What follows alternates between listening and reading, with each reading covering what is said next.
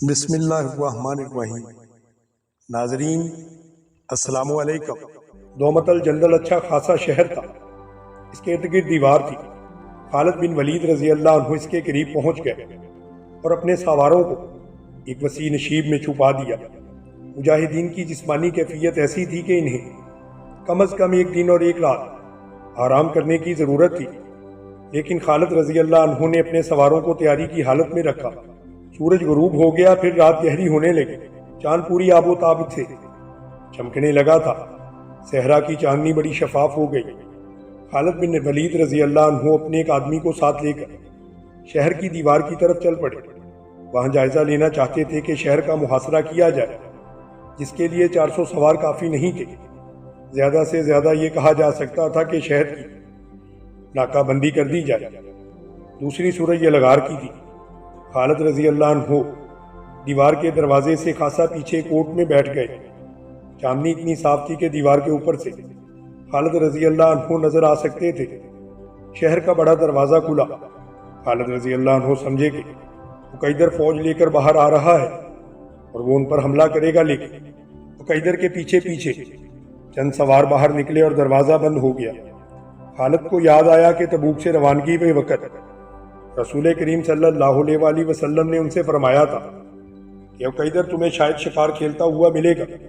عقیدر بن مالک کے متعلق مشہور تھا کہ وہ جیسے ہی شکار کھیلنے کے لیے پیدا ہوا تھا، صحرا میں شکار رات کو ملتا تھا، کیونکہ دن کے وقت جانور دبکے چھپے رہتے تھے۔ پورے چاند کی رات بڑے شکار کے لیے موزوں سمجھی جاتی تھی۔ یہ رسول اکرم صلی اللہ علیہ وآلہ وسلم کی انٹیلیجنس کا کمال تھا کہ آپ صلی اللہ علیہ وآلہ وسلم نے دشمن کی عادات اور خصلتوں کو بھی پتہ کر لیا تھا، اور آپ صلی اللہ علیہ وآلہ وسلم نے عقیدر کے متعلق حضرت خالد بن ولید رضی اللہ عنہ کو مکمل معلومات دے رکھی تھی۔ خالد رضی اللہ عنہ نے جب دیکھا کہ عقیدر بن مالک چند ایک سواروں کے ساتھ باہر آیا ہے، تو انہوں نے اس کے انداز کا پوری طرح سے جائزہ لیا، اور خالد رضی اللہ عنہ سمجھ گئے کہ عقیدر کو معلوم نہیں ہو سکا کہ 400 مسلمان سوار اس کے شہر کے قریب پہنچ گئے ہیں اور وہ شکار کھیلنے جا رہا ہے۔ خالد رضی اللہ عنہ اپنے آدمی کے ساتھ رینگتے سرکتے پیچھے آئے۔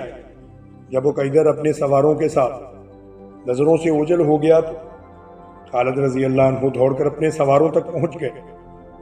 انہی نے کچھ سوار منتخب کیے اور اپنے تمام سواروں کو انہوں نے تیاری کی حالت میں رکھا۔ وہ سواروں کی ایک جیش کو اپنی قیادت میں اس طرف لے گئے جدھر عقیدر گیا ہوا تھا۔ خالد رضی اللہ عنہ نے یہ خیال کیا کہ عقیدر شہر سے اتنا آگے چلا گیا ہے کہ جب اس پر حملہ ہوگا تو شہر تک اس کی آواز بھی نہ پہنچ سکے گی۔ رات کے سناٹے میں اتنے زیادہ گھوڑوں کی آواز کو دبایا نہیں جا سکتا۔ عقیدر اور اس کے ساتھیوں کو پتہ چل گیا تھا کہ ان کے پیچھے گھڑ سوار آ رہے ہیں۔ عقیدر کا بھائی حسان بھی اس کا ساتھ تھا۔ اس نے کہا کہ وہ جا کر دیکھتا ہے کہ یہ کون ہے۔ اس نے اپنا گھوڑا پیچھے کو موڑا کہ خالد رضی اللہ عنہ نے اپنے سواروں کو ہلّا بولنے کا حکم دے دیا۔ عقیدر کو خالد رضی اللہ عنہ اور ان کے سواروں کی للکار سے پتہ چلا کہ یہ مسلمان ہیں۔ حسان نے برچھی سے مقابلہ کرنے کی کوشش کی، لیکن لڑائی میں مارا گیا۔ عقیدر اپنے سواروں سے ذرا الگ تھا۔ خالد رضی اللہ عنہ نے اپنے گھوڑوں کو ایڑ لگائی اور رخ عقیدر کی طرف کر لیا۔ عقیدر ایسا بکھلا گیا کہ خالد رضی اللہ عنہ پر وار کرنے کی بجائے اس نے راستے سے ہٹنے کو اپنے لیے بہتر سمجھا۔ خالد رضی اللہ عنہ نے اس پر کسی ہتھیار سے وار نہ کیا اور نہ گھوڑے کی رفتار کم کی۔ انہوں نے گھوڑا عقیدر کے گھوڑے کے قریب سے گزارا اور بازو عقیدر کی کمر میں ڈال کر اسے اس کے گھوڑے سے اٹھا کر اپنے ساتھ لے گئے۔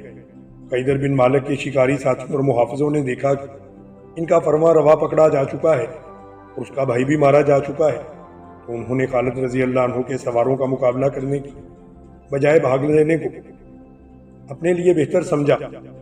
وہ زمین ایسی تھی کہ چھپ کر نکل جانے کے لیے نشیب کھڈ اور ٹیلے بہت زیادہ تھے۔ ان میں سے کچھ زخمی ہوئے لیکن نکل گئے۔ شہر میں داخل ہو کر انہوں نے دروازہ بند کر لیا۔ خالد رضی اللہ عنہ عقیدر کو پکڑ کر کچھ دور لے جا کر گھوڑا روکا۔ عقیدر سے کہا کہ اس کے بھاگ نکلنے کی کوئی صورت نہیں۔ انہوں نے اسے گھوڑے سے اتارا اور خود بھی اتر آئے۔ کیا تم اپنے آپ کو ناقابل تسخیر سمجھتے تھے؟ خالد رضی اللہ عنہ نے اس سے پوچھا، ہاں میں اپنے آپ کو ناقابل تذکیر سمجھتا تھا۔ عقیدر بن مالک نے کہا، لیکن تو نے اپنا نام نہیں بتایا۔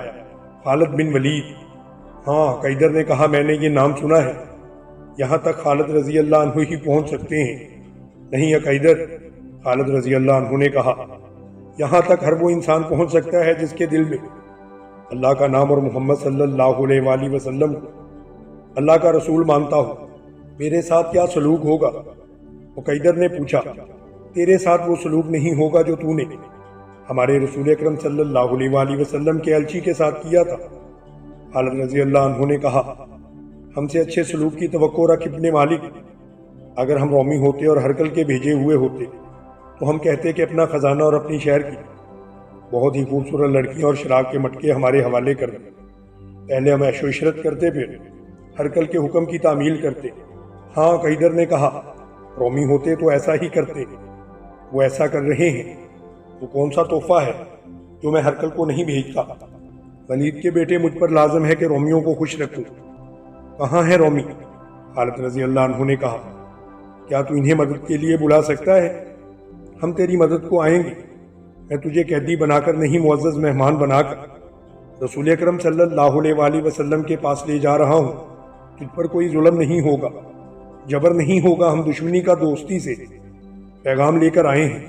ہمارے رسول اکرم صلی اللہ علیہ وآلہ وسلم کے سامنے جا کر تجھے تعصب ہوگا کہ جس کو تو دشمن سمجھ رہا ہے وہی تو اصل دوستی کے قابل ہے۔ عقیدر بن مالک جیسے زبان گنگ ہو چکی تھی، اس نے کچھ بھی نہ کہا، اس کا گھوڑا وہیں کہیں آوارہ پھر رہا تھا۔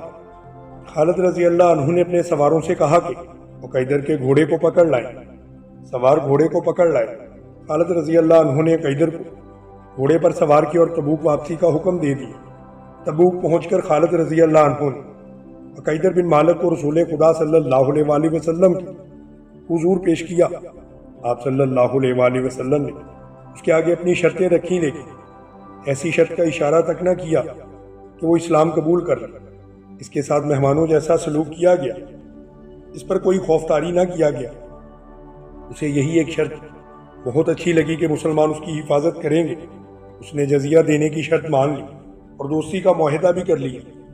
بے شک صرف مسلمان ہی ہیں جو میری مدد کو پہنچ سکتے ہیں۔ معاہدہ کر کے اس نے کہا کہ اب عقیدر بن مالک نے بھی دوستی کا معاہدہ کر کے مسلمانوں کو جزیہ دینا قبول کر لیا ہے، تو کئی اور چھوٹے چھوٹے قبیلوں کے سردار تبوک میں رسول کریم صلی اللہ علیہ وآلہ وسلم کے پاس آ گئے اور اطاعت کو قبول کر لیا۔ اس طرح دور دور تک علاقے مسلمانوں کے زیر اثر آ گئے اور تمام قبائلی مسلمانوں کے اتحادی بن گئے۔ ان میں متعدد قبائل نے اسلام قبول کر لیا۔ اب رومیوں سے جنگ کی ضرورت نہیں رہی تھی، ان کی پیش قدمی کا رستہ رک گیا تھا، بلکہ ہرکل کے لیے خطرہ پیدا ہو گیا تھا کہ وہ مسلمانوں سے ٹکر لینے کو آگے بڑھا تو راستے کے تمام قبائل اسے اپنے علاقے میں ہی ختم کر دیں گے۔ رسول اکرم صلی اللہ علیہ وآلہ وسلم نے مجاہدین کے لشکر کو مدینے کو واپسی کا حکم دے دیا۔ یہ لشکر دسمبر 630 عیسوی میں مدینہ منورہ میں پہنچ گیا۔ اسلام عقیدے کے لحاظ سے اور عسکری لحاظ سے بھی ایک ایسی طاقت بن چکا تھا کہ رسول کریم صلی اللہ علیہ وآلہ وسلم کے بھیجے ہوئے الچی کہیں بھی چلے جاتے، انہیں شاہی مہمان سمجھا جاتا اور ان کا پیغام احترام سے سنا جاتا۔ رسول کریم صلی اللہ علیہ وآلہ وسلم نے دور دراز کے قبیلوں اور چھوٹی بڑی حکومتوں کو قبول اسلام کے دعوت نامے بھیجنے شروع کر دیے۔ ان میں بعض سردار سرکش، خودسر اور کم فہم تھے۔ ان کی طرف رسول کریم صلی اللہ علیہ وآلہ وسلم کا پیغام اس قسم کا ہوتا تھا کہ قبول اسلام کی بجائے اگر وہ اپنی جنگی طاقت آزمانا چاہتے ہیں تو آزما لیں، اور یہ سوچ لیں کہ شکست کی صورت میں انہیں مسلمانوں کا مکمل طور پر مطیع ہونا پڑے گا اور ان کی کوئی شرط قبول نہیں کی جائے گی۔ رسول اکرم صلی اللہ علیہ وآلہ وسلم نے ایسی ایک مہم خالد بن ولید رضی اللہ عنہ کی زیر کمان یمن کے شمال میں نجران بھیجی۔ وہاں قبیلہ بنو حارثہ بن کعب آباد تھا۔ ان لوگوں نے رسول کریم صلی اللہ علیہ وآلہ وسلم کے پیغام کا مذاق اڑایا تھا۔ خالد بن ولید رضی اللہ عنہ مجاہدین کے 100 دستے کے ہمراہ، جس کی تعداد سواروں کو ڈال کر 400 تھی، جولائی 631 عیسوی میں یمن کو روانہ ہوئے۔ ابن حشام نے لکھا ہے کہ رسول اکرم صلی اللہ علیہ وآلہ وسلم نے خالد رضی اللہ عنہ سے کہا تھا کہ انہیں حملے کے لیے نہیں بھیجا جا رہا بلکہ وہ پیغام لے جا رہے ہیں، کیونکہ بنو حارثہ سرکش ذہنیت کی وجہ سے کسی خوش فہمی میں مبتلا ہے، اس لیے خالد رضی اللہ عنہ انہیں 3 بار کہیں گے کہ وہ اسلام قبول کر لیں۔ اگر وہ سرکشی سے باز نہ آئیں اور خونریزی کو پسند کریں تو انہیں خونریزی کے لیے للکارا جائے۔ خالد رضی اللہ عنہ جس جارحانہ انداز سے وہاں پر پہنچے اور جس انداز سے انہوں نے بنو حارثہ بن کعب کو قبول اسلام کی دعوت دی، اس نے مطلوبہ اثر دکھایا۔ اس قبیلے نے بلا حیل و حجت اسلام کو قبول کر لیا۔ خالد بن ولید رضی اللہ عنہ واپس آنے کی بجائے وہیں رکے رہے اور انہیں اسلام کے اصول اور ارکان کو سمجھاتے رہے۔ خالد بن ولید رضی اللہ عنہ جنہیں تاریخ فن حرب اور ضرب کا ماہر اور صف اول کا سالار تسلیم کرتی ہے، نجران میں 6 مہینے مبلغ اور معلم بنے رہے۔ انہوں نے جب دیکھا کہ اسلام ان لوگوں کے دلوں میں اتر گیا ہے تو خالد رضی اللہ عنہ جنوری 632 عیسوی میں واپس آ گئے، اور ان کے ساتھ بنو حارثہ کے چند ایک سرکردہ افراد بھی تھے جنہوں نے رسول کریم صلی اللہ علیہ وآلہ وسلم کے دستے مبارک پر بیعت کی تھی۔ رسول خدا صلی اللہ علیہ وآلہ وسلم نے ان میں سے ایک کو امیر مقرر کیا۔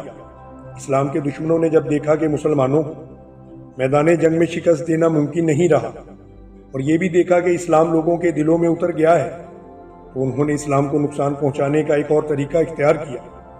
یہ تھا رسالت اور نبوی صلی اللہ علیہ وآلہ وسلم کی نبوت کا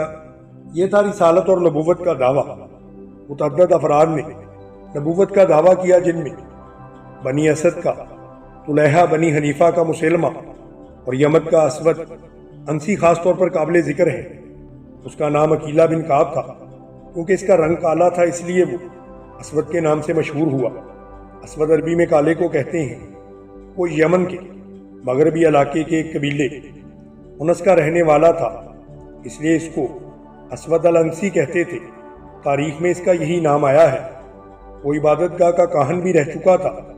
بالکل سیاہ رنگت کے باوجود اس میں ایسی کشش تھی کہ لوگ اس کے ہلکے سے اشارے کا اثر بھی قبول کر لیتے تھے۔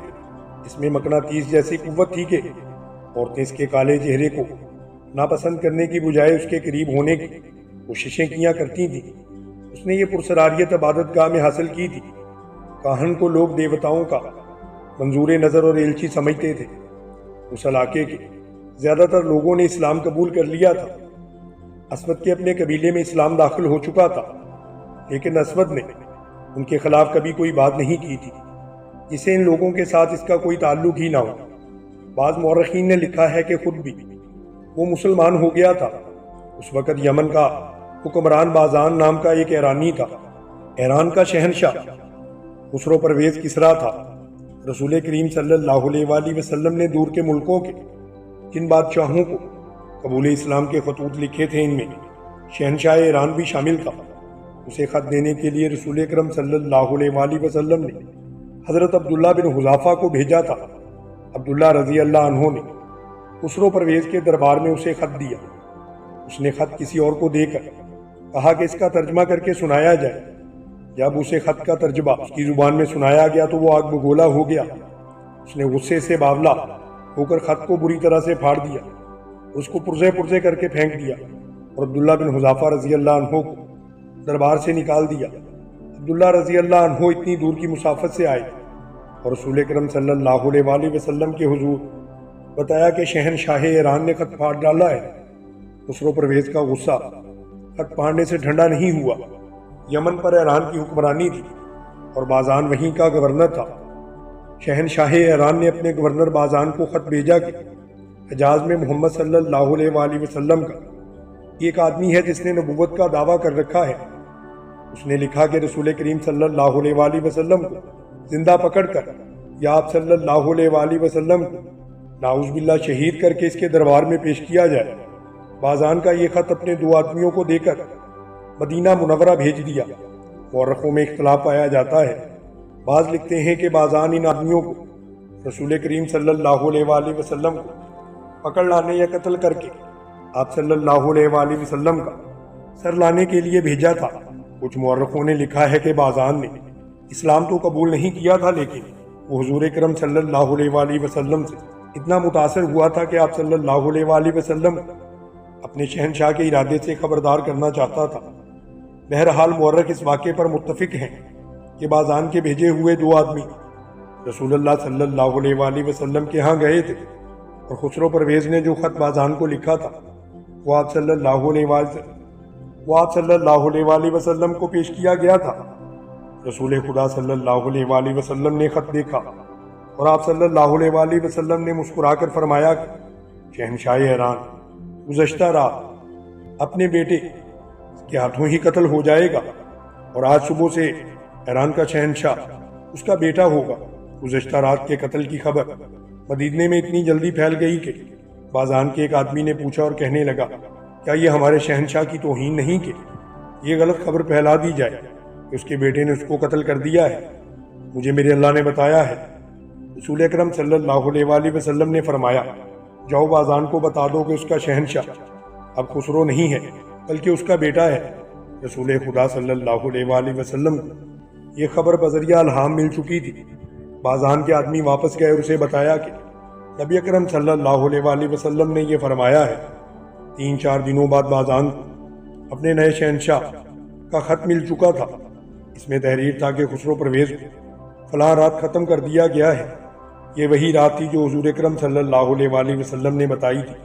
کچھ دنوں بعد بازان کو رسول اکرم صلی اللہ علیہ وآلہ وسلم کا خط ملا کہ وہ اسلام کو قبول کر لے۔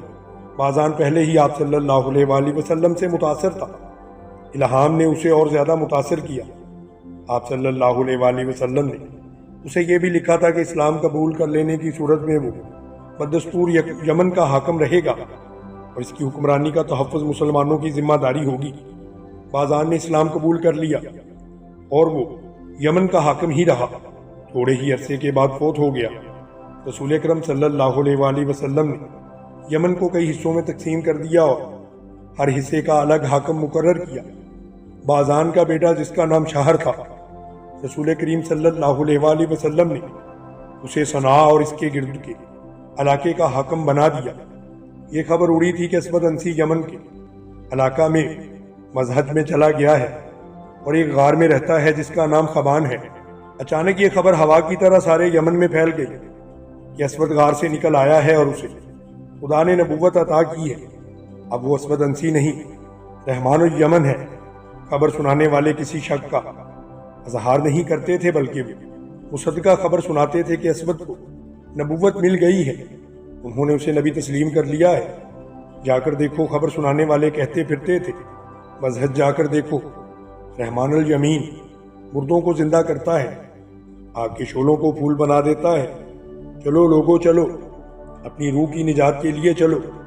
جن لوگوں نے اسلام قبول کر لیا تھا وہ بھی مذہب کو اٹھ دوڑے۔ اسود چونکہ کاہن رہ چکا تھا اس لیے لوگ پہلے ہی اسے تسلیم کرتے تھے کہ دیوتاؤں نے اسے کوئی پراسرار طاقت دے رکھی ہے۔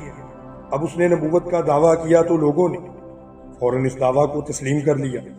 غار خبان کے سامنے ہر لمحہ لوگوں کا ہجوم سا لگا رہنے لگا تھا۔ وہ اسود کی ایک جھلک دیکھنے کے لیے ہمیشہ بے تاب رہنے لگے تھے۔ وہ دن کو تھوڑے وقت کے لیے باہر نکلتا تھا اور غار کے قریب ایک اونچی جگہ کھڑے ہو کر لوگوں کو قرآن کی آیات کی طرز کے جملے سناتا اور کہتا کہ اس کے پاس ایک فرشتہ آتا ہے جو اسے ہر روز خدا کی طرف سے ایک آیت اور راز کی بات بتا کر چلا جاتا ہے۔ وہ لوگوں کو اپنے معجزے بھی دکھایا کرتا تھا، مثلاً جلتی ہوئی مشعل اپنے منہ میں ڈال لیا کرتا اور جب مشعل اس کے منہ سے نکلتی تو تب بھی وہ جل رہی ہوتی تھی۔ اس نے ایک لڑکی کو ہوا میں معلق کر کے بھی دکھایا۔ ایسے چند اور شعبے بھی دکھائے تھے جو لوگوں کو دکھاتا تھا اور انہیں معجزے کہتا تھا۔ ایک تو وہ چرب زبان تھا، دوسرا وہ خوش الحان تھا، اس کے بولنے کا انداز پرکشش تھا۔ اس نے یمن والوں کو یہ نعرہ دے کے کہ یمن والوں کا ہی ہے، ان کے دن بول یہ تھے۔ یمنی بڑی لمبی مدت سے ایرانیوں کے زیر نگین چلے آ رہے تھے۔ ایرانی تسلط بازان کے قبول اسلام کے ساتھ ہی ختم ہو گیا تو حجاز کے مسلمان آ گئے۔ اس کے علاوہ وہاں یہودی، نصرانی اور مجوسی بھی موجود تھے۔ یہ سب اسلام کی بیخ کنی چاہتے تھے۔ انہوں نے اسود انسی کی نبوت کے قدم جمانے میں در پردہ بہت کام کیا تھا۔ اسود انسی اپنی نبوت کی صداقت ایک گدھے کے ذریعے ثابت کیا کرتا تھا۔ اس کے سامنے ایک گدھا لایا جاتا وہ گدھے کو کہتا کہ بیٹھ جا، گدھا بیٹھ جاتا، پھر کہتا میرے آگے سر جھکا، گدھا اس کے سامنے سجدے میں سر جھکا دیتا۔ گدھے کے لیے اس کا تیسرا حکم ہوتا میرے آگے گھٹنے ٹیک دے، گدھا اس کے آگے گھٹنے ٹیک دیتا۔ دیکھتے ہی دیکھتے اسود انسی کو یمن کے لوگوں نے نبی مان لیا۔ اسود نے ان لوگوں کی ایک فوج کی صورت میں منظم کر لیا اور اس نے سب سے پہلے نجران کا رخ کیا۔ وہاں رسول اکرم صلی اللہ علیہ وآلہ وسلم کے مقرر کیے ہوئے 2 مسلمان حاکم تھے، خالد بن سعید اور عمر بن الحزم رضی اللہ عنہ۔ اسود کے ساتھ بہت بڑا لشکر تھا۔ جو نجران میں داخل ہوا تو وہاں کے باشندے بھی اس کے ساتھ مل گئے۔ دونوں مسلمان حاکموں کے لیے پسپائی کے سوا کوئی چارہ موجود نہ تھا۔ اسود انسی اس فتح میں سرشار ہو گیا اور اس کے لشکر کی تعداد بھی پہلے سے دگنا ہو چکی تھی۔ اس نے نجران میں اپنی حکومت قائم کی، صنعاء کی طرف پیش قدمی کی۔ وہاں بازان کا بیٹا شاہ حکمران تھا۔ اس کے پاس فوج تھوڑی تھی، پھر بھی وہ مقابلے میں اس کے سامنے ڈٹ گیا۔ اس کی للکار نے اپنی فوج کے قدم اکھڑنے نہ دیے، لیکن شہر بن بازان چونکہ اپنی فوج کا حوصلہ قائم رکھنے کے لیے سپاہیوں کی طرح لڑ رہا تھا، اس لیے وہ شہید ہو گیا۔ اس سے اس کی فوج کا حوصلہ ٹوٹ گیا۔ اسود کے خلاف لڑنے والا وہ یمنی بھی تھے جنہوں نے اسلام قبول نہیں کیا تھا، لیکن شکست کی صورت میں جان کا خطرہ مسلمانوں کو تھا۔ انہیں اسود کے لشکر کے ہاتھوں قتل ہونا تھا۔ اسود کسی مسلمان کو نہیں بخشتا تھا، چنانچہ مسلمان جانیں بچا کر نکل گئے اور مدینے میں جا پہنچے۔